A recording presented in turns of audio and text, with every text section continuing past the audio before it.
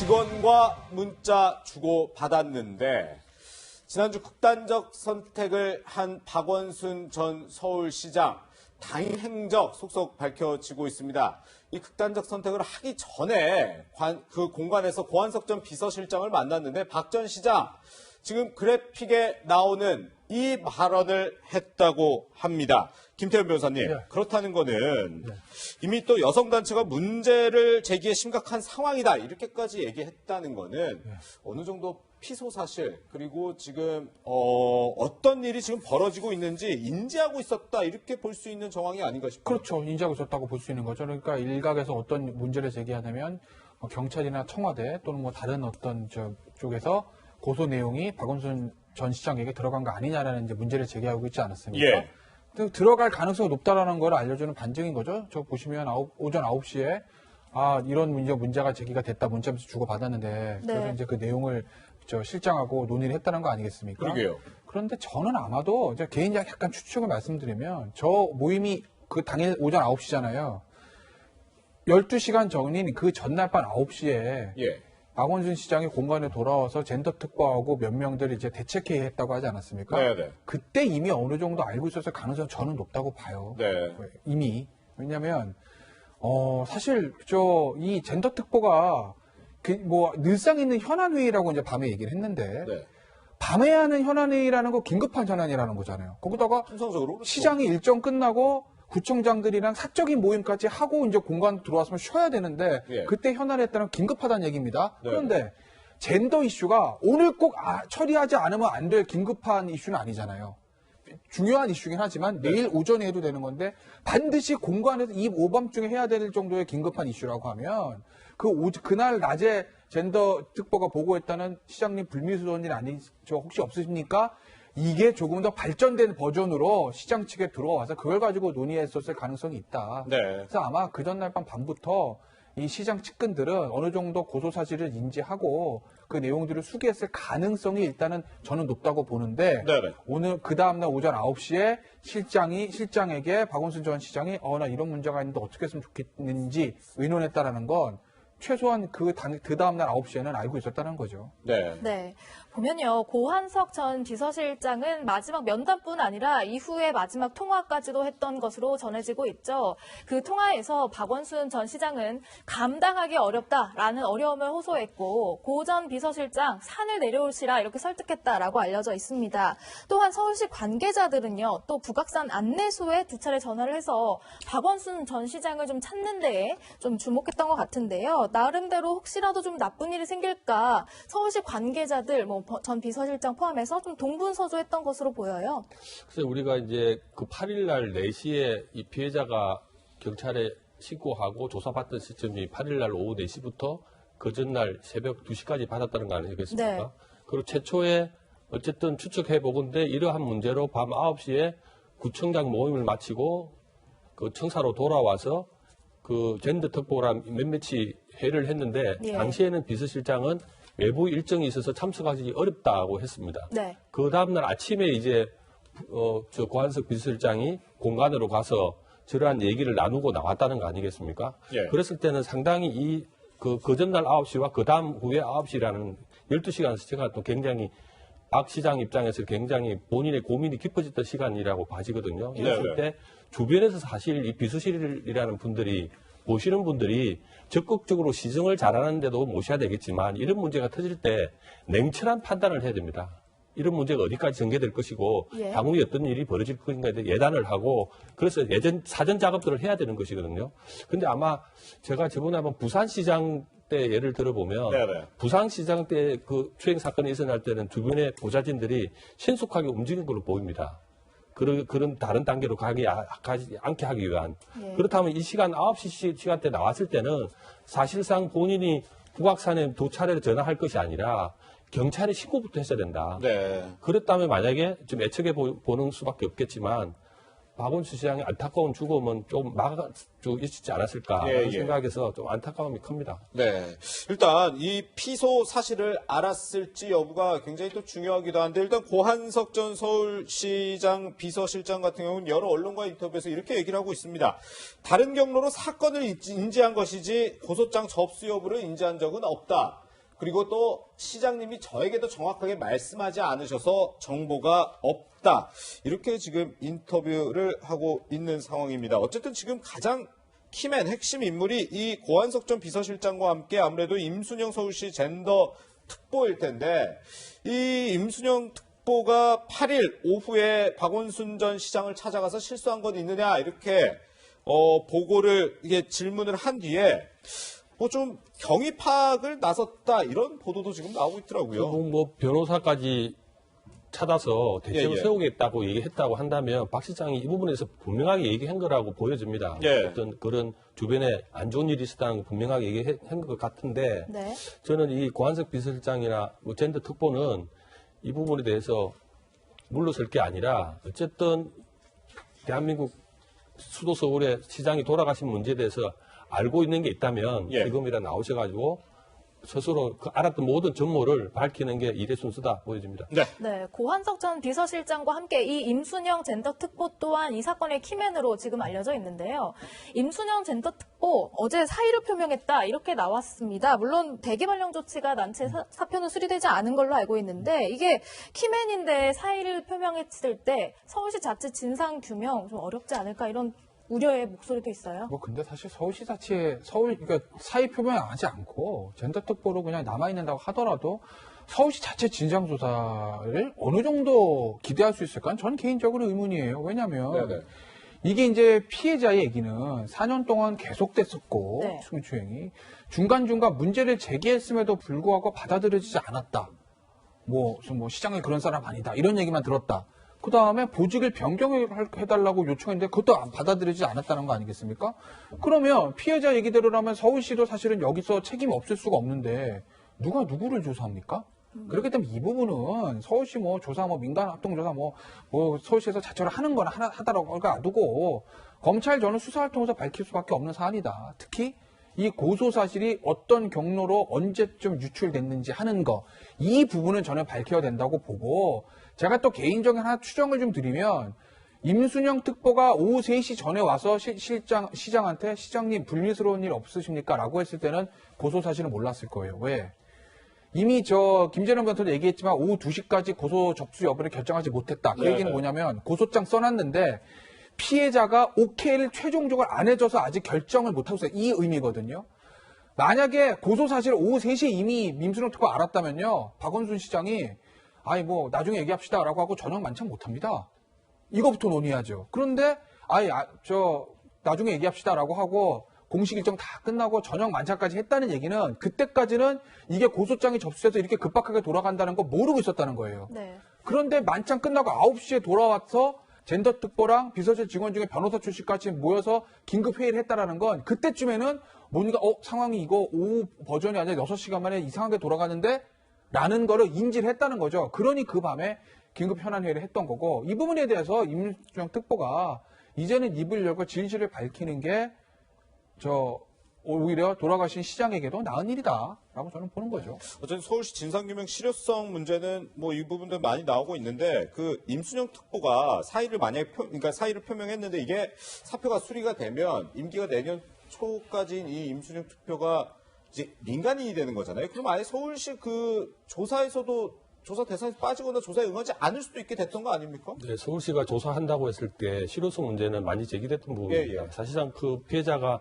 4년 동안이랑 피해를 당했다고 주장하고 있는 상황 속에서 4년 전에 듣던 비서들은 다 지금 그만둔 상태거든요. 지금 사실은 고한석 비서실장도 4개월 전에 임명됐던 분이고 젠더 특보도 사실은 그 전에 임명되긴 했습니다만은 과연 애초에 피해자가 당했을 때부터 관여했냐는 다른 문제이기 때문에 네. 실효성이 있었고 이게 지금이라도 강제 수사를 지금 요청한 상태이기 때문에 수사는 받아야 될 상황입니다만은 서울시에서 이걸 조사해서 일목요연하게 조사한 결과를 과연 내놓을 수 있을까? 이거는 의무시되는 부분입니다. 네. 저는 단지 두 분이 지금 알고 있는 만큼은 지금 알고 있는 정도의 만큼이라도 국민들한테 세세히 얘기하는 게 아까 말씀하신 대로 박 시장의 어떤 그 죽음을 헛되지 않게 하는 첫걸음이다. 그렇게 보여집니다. 예.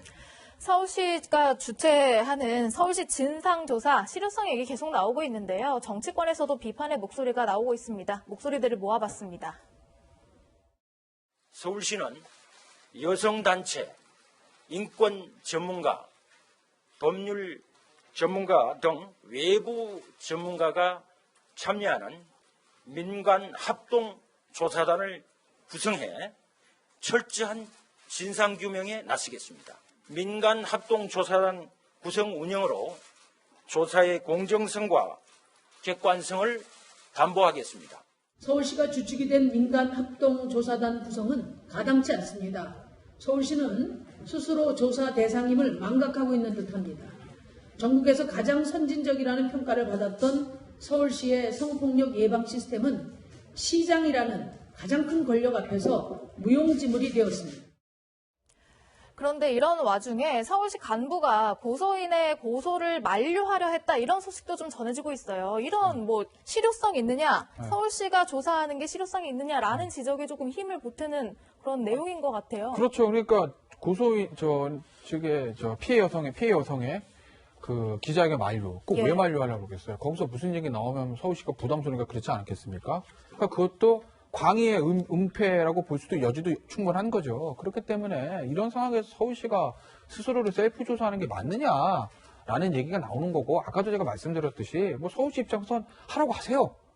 다만 그거와는 별도로 검찰의 수사가 진행돼야 될 거고, 특히 이제 공무상 비밀 누설에 관한 부분, 여차하면 야당 쪽에서 국정조사 카드를 꺼낼 수도 있어요. 이 부분도 한번 생각을 해볼 필요가 있다라는 거죠. 어쨌든 이 부분 피해 여성의 주장, 그리고 특히 공무상 비밀 누설의 문제, 이 문제는 반드시 진상을 밝혀서 털고 가야 되는 문제라는 겁니다. 네. 그런데 뭐 이 부분은 물론 그 피해자 측, 고소인 측의 주장이긴 합니다만 이런 얘기를 또 했거든요. 지난 8일에 고소 사실이 알려진 이후에 전 현직 고위공무원, 별정직, 임기자 정무보좌관, 비서관이 이 피해자에게 연락을 해서 회유로 볼 수도 있고 어떻게 보면 압박을 하는 것처럼 보일 수 있는 발언들을 했다는 거예요. 그러니까 이게 참 어려운 건데, 네. 저도 이제 성범죄 피의자 측을 대리를 하다 보면 예. 성범죄 피의자는 누구나 피해자와 접촉해서 뭔가 합의를 하고 싶어 하는 게 있어요. 예. 그게 이제 보기에 따라서는 합의 시도일 수도 있고, 피해자 측 입장에서 이거 회유와 압박인데 네. 합의 안 하면 뭐 큰일 나겠다 이렇게 보일 수도 있는 겁니다. 네네. 그러니까 특히 이제 이 사건 같은 경우, 그래서 제가 전번에 말씀드렸듯이 법원 검찰에서 성범죄자를 영장 칠 때, 영장 발부할 때 여러 가지 기준줄 중에 가장 중요하게 보는 기준 중에 하나가 피해자를 접촉해서 압박하고 회유는 이 부분이에요. 예. 그 부분을 굉장히 안 좋고 보거든요. 그래서 제가 이제 고소사실 유출되는 게 더 문제 있다고, 다른 범죄와 다르게 성범죄의 경우에 더 문제 있다고 말씀을 드리는 거고, 예. 뭐 서울시 직원들 입장에서 보면 뭔가 진위를 파악하기 위해서 네. 또는 선처를 부탁하기 위해서, 합의를 부탁하기 위해서 피해자에게 부탁을 하고 우리가 읍소를 한 거지 압박하지 않았다라고 얘기할 수도 있을 겁니다. 네. 다만 이 성범죄 같은 경우에는 가해자고 피해자가 대등 관계가 아니에요. 예. 그냥 예를 들어서 뭐 그냥 일반적으로 사귀던 남녀라든지 뭐 직장 동료가 아니라 상사와 부하, 이것도 뭐 상사와 부하도 직급 차이 엄청나는 사회 아니겠습니까? 가해자와 피해자가 힘의 균형이 너무나 차이 나는 것이기 때문에 그것도 가해자 본인이 왜 그러냐, 나 미안하다, 잘못했다, 용서해 다오가 아니라 예. 그 주변에 있는 사람들이 돌아가면서 계속 전화하는 건 아무리 본인들이 좋은 뜻으로 했다고 하더라도 피해자 입장에서는 이거 압박인데, 회유인데, 회유 안 하면 나 큰일 나겠다는 건데 라고 느껴질 수가 있는 거죠. 만약에 정말 선처일과가 합의를 하려고 했다면요, 가해자로 지목된 박원순 전 시장에 본인이 직접 전화했어야 돼요. 본인이 예. 직접 전화해서 나 그동안 정말 미안했다, 뭐 이렇게 해서 문제를 풀어가려고 했었어야지, 주변 사람들은 돌아가서 전화해가지고 뭐 이렇게 하면 이건 피해자 입장에서 보면 이건 압박인데? 네. 이렇게 생각될 여지는 충분하죠. 그렇군요.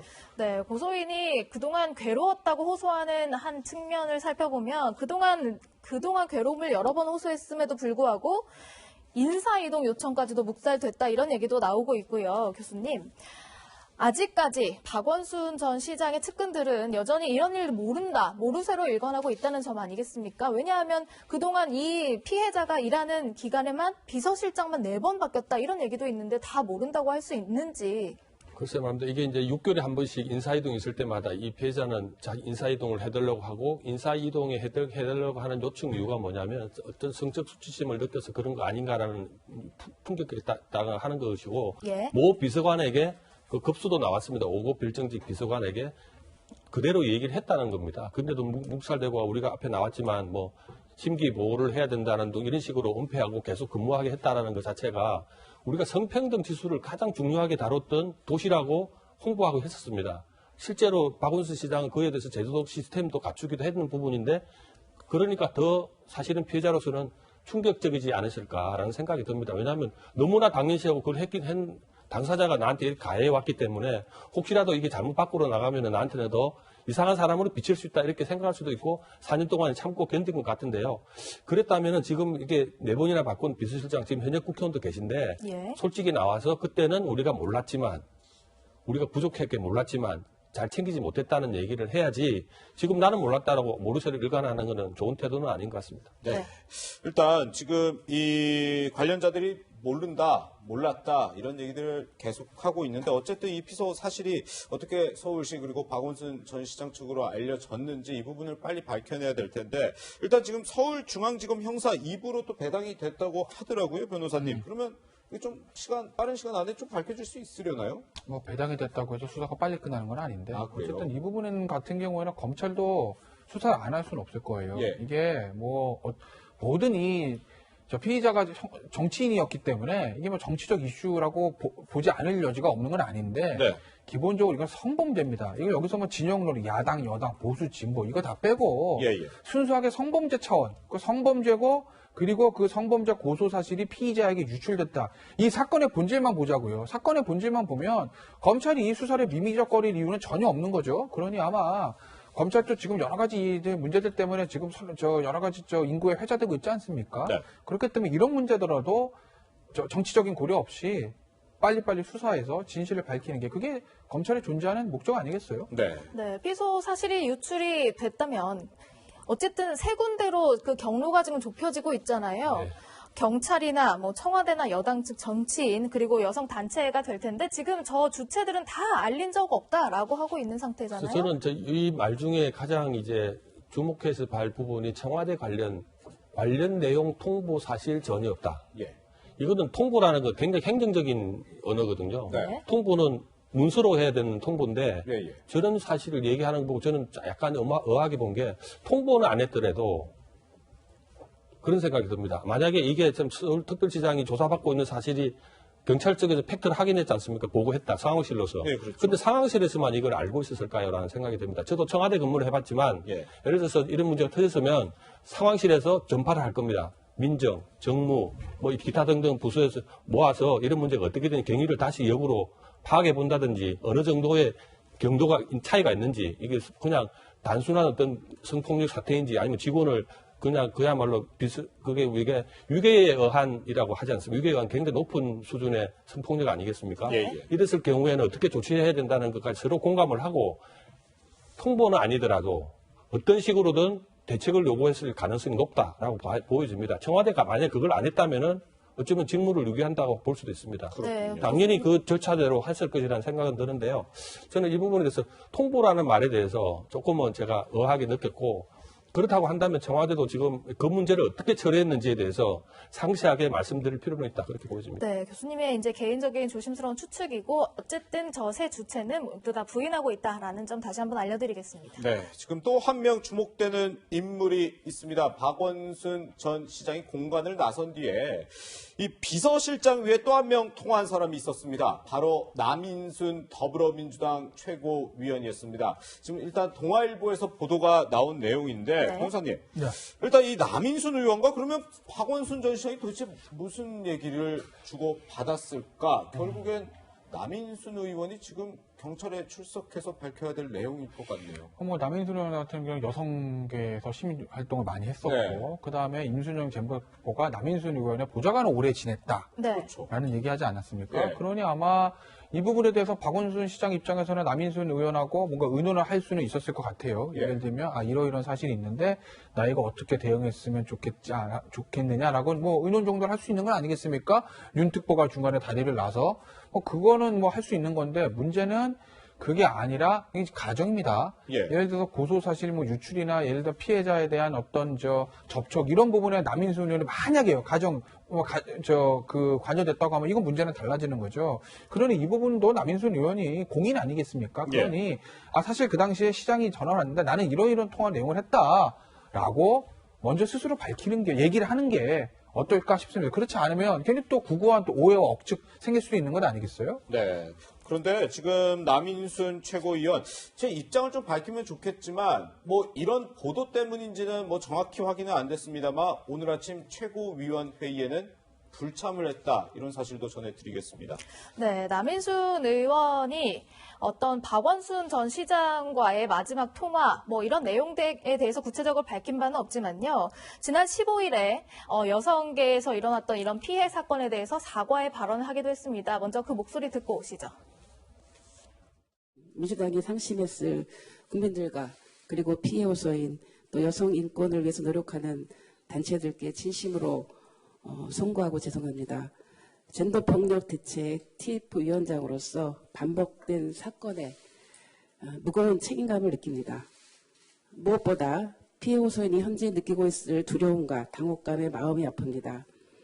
피해 호소인이 겪었을 고통에 대하여 위로와 사과를 드리며 어쨌든 박원순 전 시장의 사망 경위를 알기 위해서는 뭐 마지막에 만났던 사람, 통화했던 사람 등등의 내역을 좀 알아야 될 텐데 통신영장이 기각됐다는 소식이 전해졌더라고요.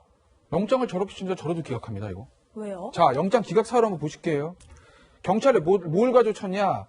사망 경위 규명위에서 쳤어요. 예. 그런데 법원이 뭐라고 그랬냐면 번사자 사망 경위 관련해서 이게 타살 등 범죄와 관련된 점에 대한 소명이 없다. 그러니 박원순 시장이 지금 다 스스로 목숨을 끊은 거로 정리가 된 거잖아요. 근데 만약 경찰이 보니까 이거 타살인 것 같습니다. 네. 그러니까 이제 사망 경위를 밝혀야 되겠어요. 그렇게 영장을 치면 나오죠. 근데 법원이 봤을 때 이건 타살 얘기가 아닌데 무슨 사망 경위를 밝히냐 이 얘기거든요. 예. 자, 박원순 시장의 휴대전화 왜 중요합니까? 아까 얘기했던 거 공무상 비밀 누설 문제 때문에 그래요. 예. 누가 박 시장에게 이 고소 사실을 알려줬는가는 박 시장이 통화한 내용 보면 나오는 거거든요. 예. 그러니 경찰이 영장을 칠 때 공무상 비밀 누설 이 부분을 우리가 밝히기 위해서 박원순 시장의 휴대전화를 보겠습니다. 그럼 영장 안 나올 이유가 없죠. 그런데 예. 자살이 분명한 건데 혹시 모르니까 사망 경위 밝히기 있으니까 영장을 주세요라고 하면 법원은 타살이 아닌데 뻔한데 이거 부검 결과도 그렇고 이게 사망 경위를 밝힐 이유가 없는데 왜 휴대전화 왜 보냐라고 기각할 수 있는 거 아니겠습니까? 그러니 이건 저도 처음에 법원이 이런 영장을 왜 기각했지라고 봤는데 기사를 잘 들여다보니 영장을 기각한 법원이 이상한 게 아니라 경찰이 영장을 이상하게 친 거다. 그러니 공무상 비밀 누설 혐의로 해서 누가 박원순 시장에게 고소 사실을 유출했는지 그걸 보기 위해서 전화를 들여다보겠습니다 하고 영장 다시 치세요. 그럼 나옵니다. 예. 네.